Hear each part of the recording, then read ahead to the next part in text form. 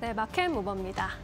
이번에는 우리 정부 정책 관련 뉴스 살펴보도록 하겠습니다. 정부가 확대 평선한 추가 경정 예산안을 공개했습니다. 기존에 이야기했었던 10조 원 규모의 2조 원을 추가해서 12조 원 규모의 예산안을 공개했는데요. 물론 이 2조 원 규모를 추가한 것이 그리 큰 규모가 아니다라는 지적도 받아가고 있지만요. 세부적으로 좀 보면 일단 소상공인과 취약계층 등 민생 분야에 4조 원 이상을 지원하기로 했고요. 재해, 재난 대응 쪽에 3조 원 이상을 투입하기로 했습니다. 뿐만 아니라 통상 분야 그리고 인공지능, AI 경쟁력 강화를 위해서 4조 원 이상을 쓴다고 했는데요. 시장이 가장 주목했던 것은 바로 이 부분입니다.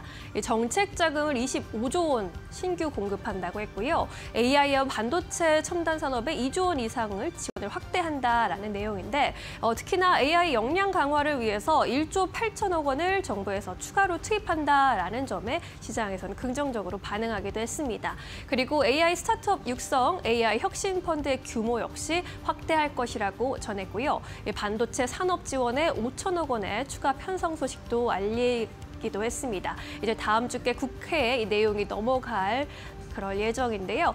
관련 소식은 AI 기술주에도 호재가 될 만한 내용이었습니다.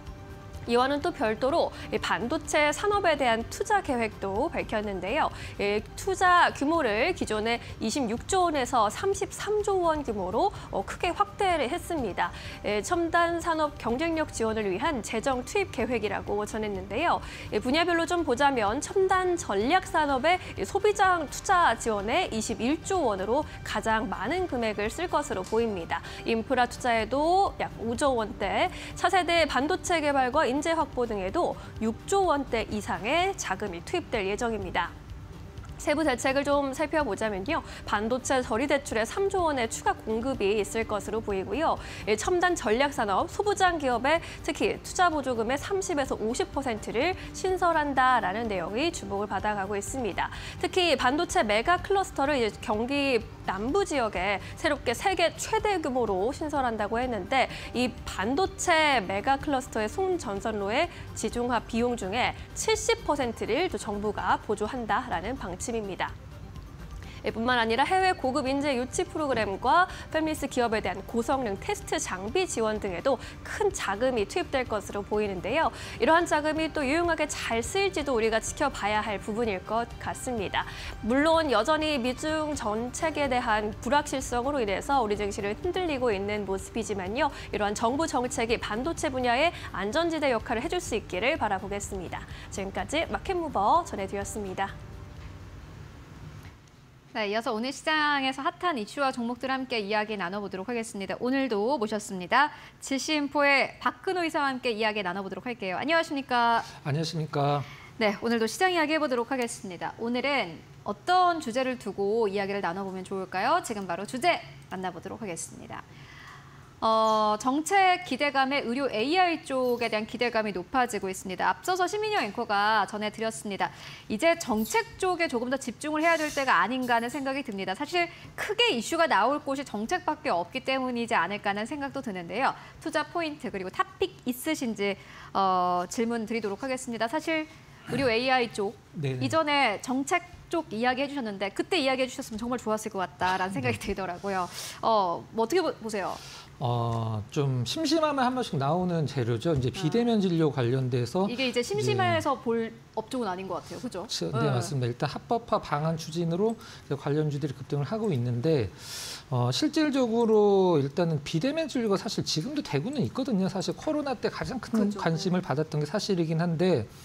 이 비대면 진료 하면은 원래 이 삼청사가 있어요. 이제 인성정보, 그다음에 비트컴퓨터, 뭐 유비케어 이게 원래 삼청사인데 최근에 이제 뭐 케어랩스라든가 블루엠텍, 토마토 시스템 이런 종목들 오늘 같이 올라가다 좀 다 밀렸고 인성정보만 지금 오늘 가장 좀 좋은 흐름을 보여주고 있는 상황인데 인성정보가 사실 비대면 관련해서는 대장을 우리가 소위 얘기하면 먹을 수밖에 없는 상황이죠. 그렇죠. 이제 케어닥이라고 이제 비대면 진료 관련 앱을 인성정보가 이제 갖고 있으니까 비대면 진료 대장이긴 한데 저는 일단 조금 약간 색안경을 끼고 본다라고 하면은 우리가 한 이틀 전이죠. 이틀 전에 이재명 대표가 이제 필요사 방문하면서 AI 관련주들, 소프트웨어주들 이제 올라가다가 지금 흐름을 살펴보면 사실 그 시세가 연결이 되진 않거든요. 근데 이것과 관련돼서 만약에 코로나 때다 그러면 뭐 엄청난 어떤 파괴력이 있을 거라고 생각을 하긴 합니다만 지금 좀 단기적으로 너무 급등을 해서 좀 약간 살펴볼 필요성이 있고 다만 제가 하나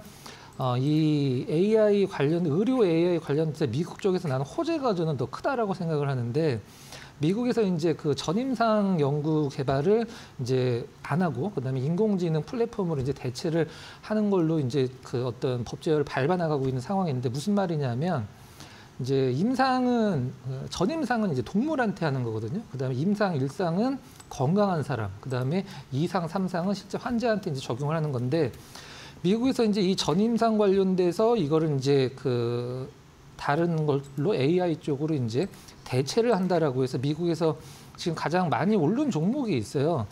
굉장히 유명한 주식인데 서탈이라고 지금 전 세계 그 글로벌 제약사들 우리가 보통 빅파마라고 얘기하는 이쪽에 거의 90% 이상이 어떤 그 이 서탈이 AI 플랫폼을 이용을 하고 있거든요.